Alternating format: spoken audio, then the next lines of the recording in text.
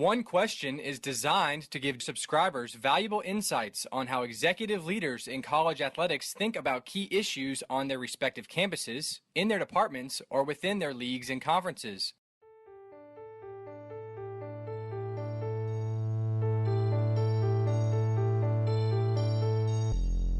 Greetings, this is Ty Brown and welcome to One Question, where we highlight executive leaders in college athletics. Our guest today is Phli Esten. Phil is the Vice President and Director of Athletics at University of St. Thomas in Minnesota. Greetings, Phil. Thanks for joining us today. Thanks, Ty. Happy to be here.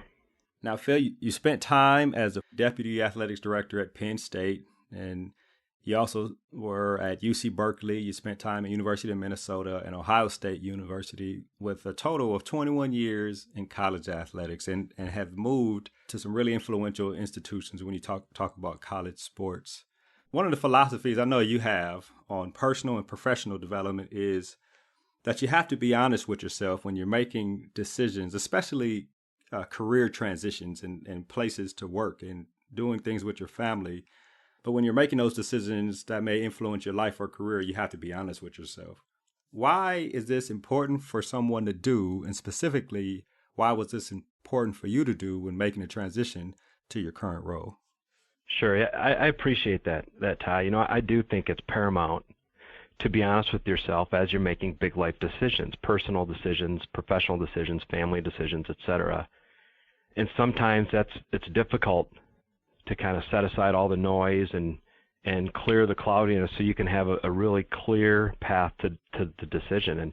And I think the only way to do that is to get to the core of whatever your core purpose is in every single sense. And you've got to have the solid understanding of your core purpose. Again, why do you do what you do professionally? Is it in college athletics? Is it student athlete driven? Is it education driven? Is it because there's a thrill of being part of the business? All really good reasons to kind of drive some decisions. But you've got to understand what your core is there.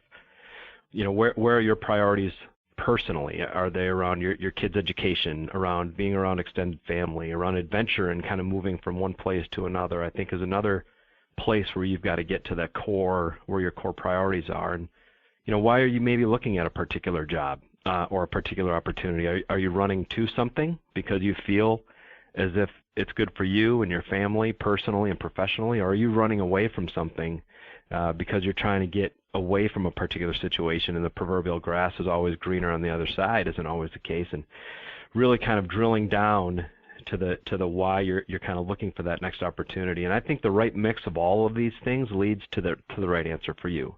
It's an individual decision. There's no one answer that's right for everybody. There's the blend of all of these things together is what leads to the right decision for you personally. And only a true, honest, really almost raw assessment of priorities can get you there.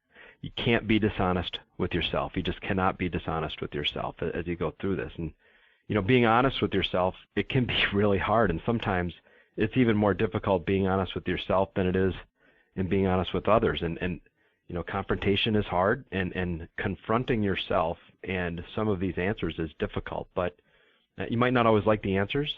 It'll definitely, though, put you on the right path to comprehensive fulfillment, the blend of success with job, family, life, etc.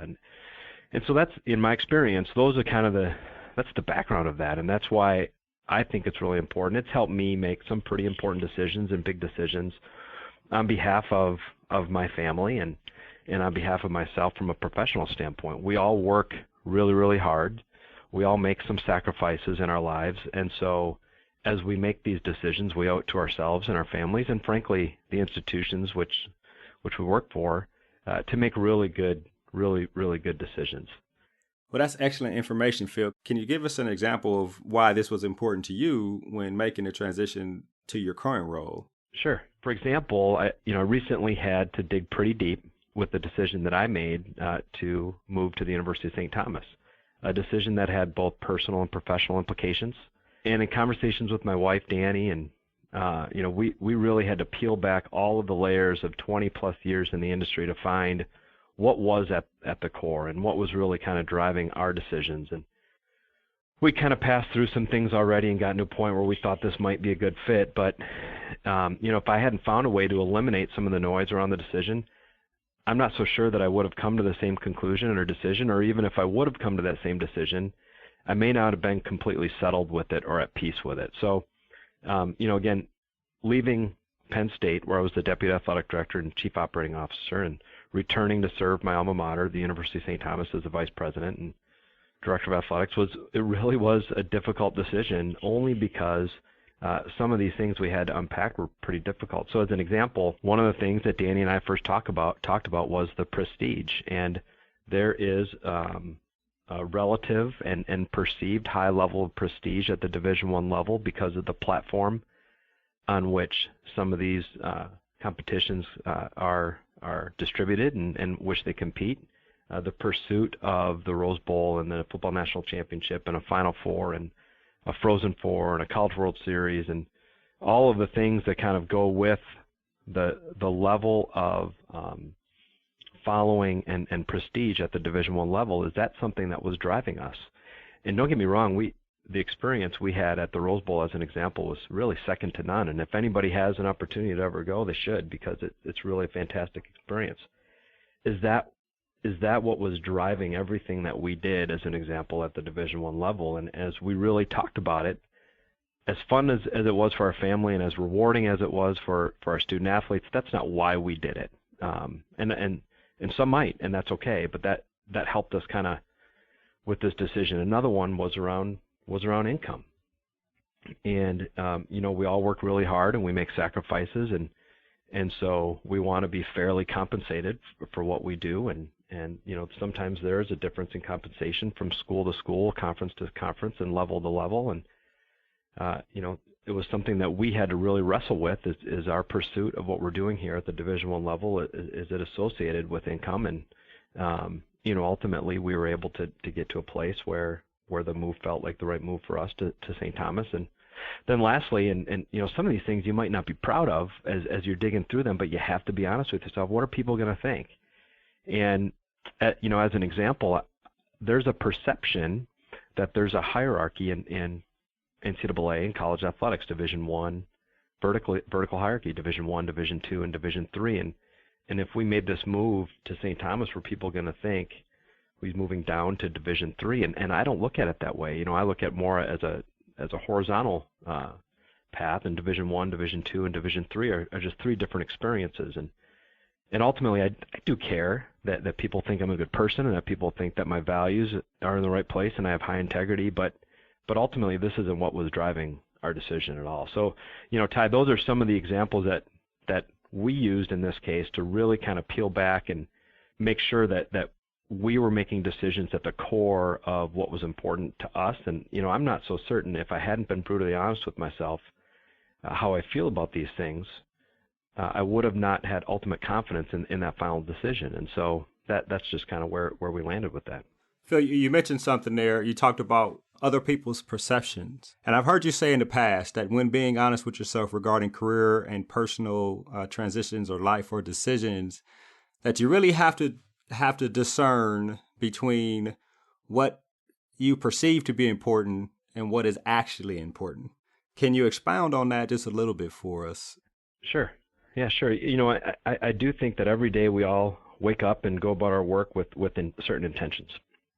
I intend to be a good person, a good father, a good husband, a good coworker, work on behalf of our student athletes in a diligent way, and have high integrity and ethics and good values. And other people interact throughout the day with us, and then they perceive our intentions just based on their interactions through words and actions, et cetera. And typically, oftentimes there's a gap between intentions and how other people perceive that, and that's their reality.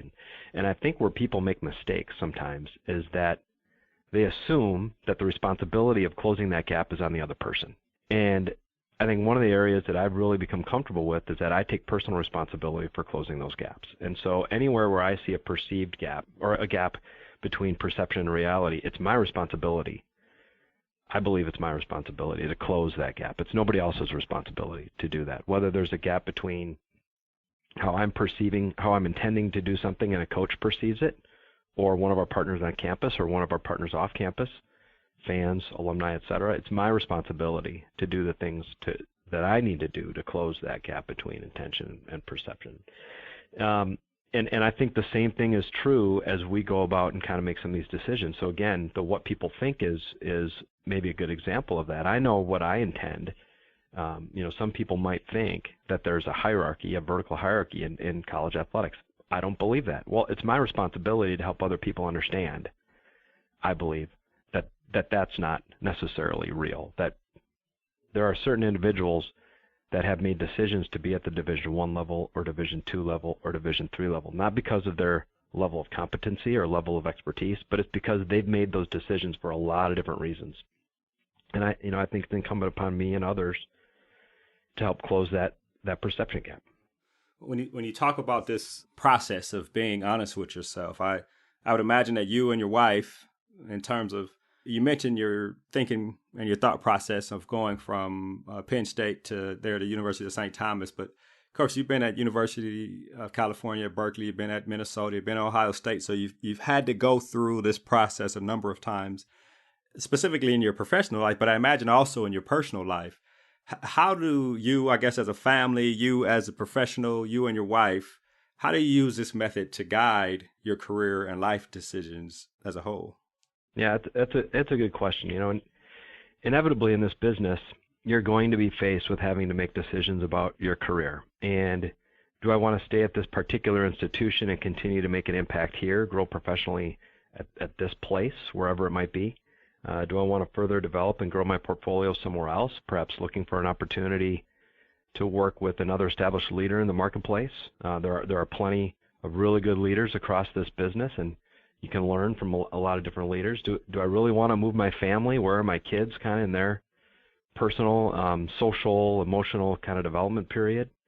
Do I want to start over from a relationship standpoint? A lot of this business is relationship based, and particularly when you're trying to generate revenue, so much of that is relationship based. And I think these are all important questions and factors in making an ultimate decision on what's best for you. And when you and your organization have success, others might look to learn from and or leverage some of that success, and that's where professional opportunities sometimes present themselves. And so when these have been presented to Danny, my wife and I, we've kind of worked through three questions, or what I refer to as passing through our three gates.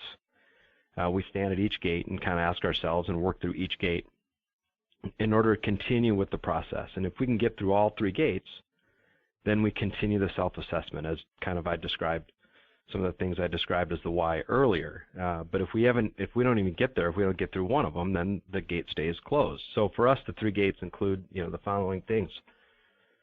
First, can we see ourselves here forever? Is this a place where we're looking at where we can see ourselves engaging in the community? That's important to us, how we engage in the community. Can we see ourselves, our kids going to school here, going to high school here, graduating from high school here, maybe going to college at this particular institution?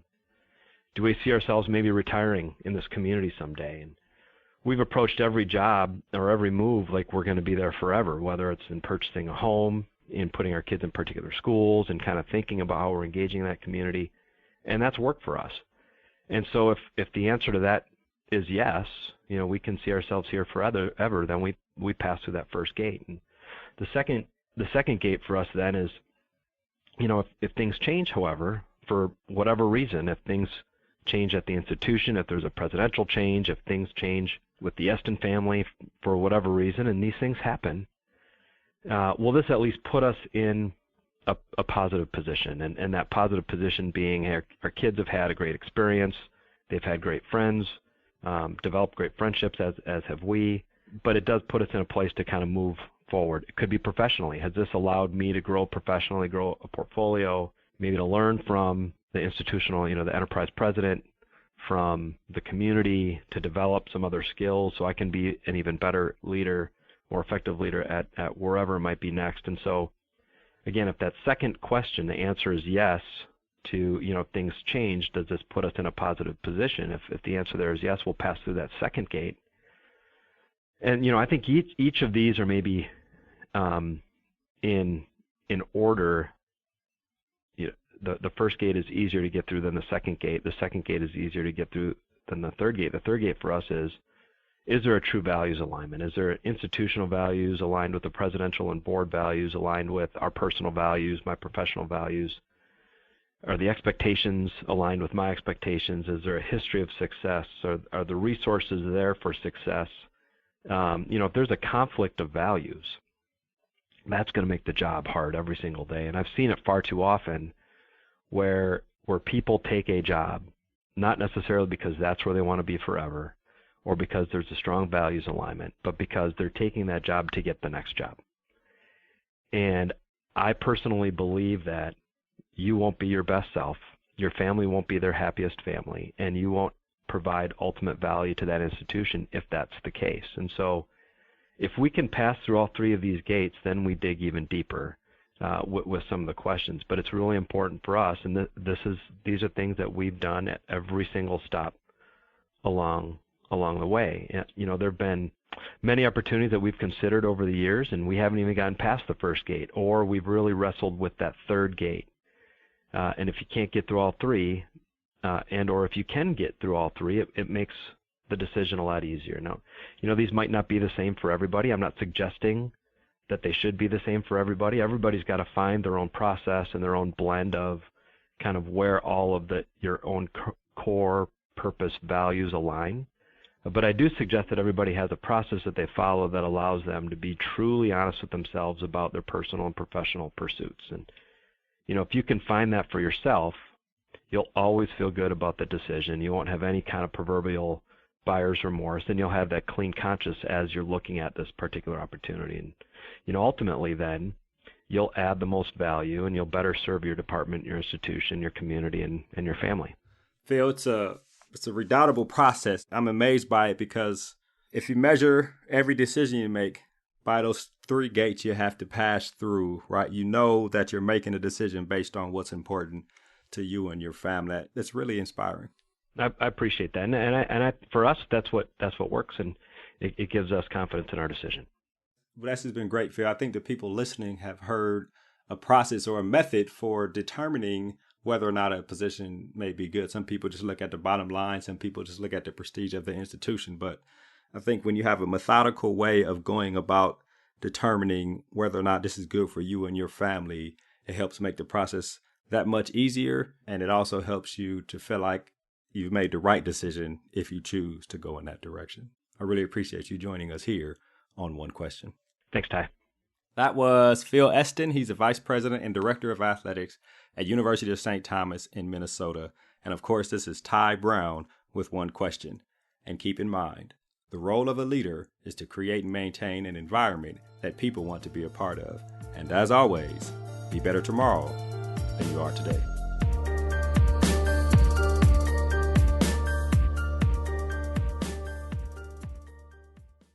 This episode of One Question is produced by Spades Media Group, solving problems using creative leadership.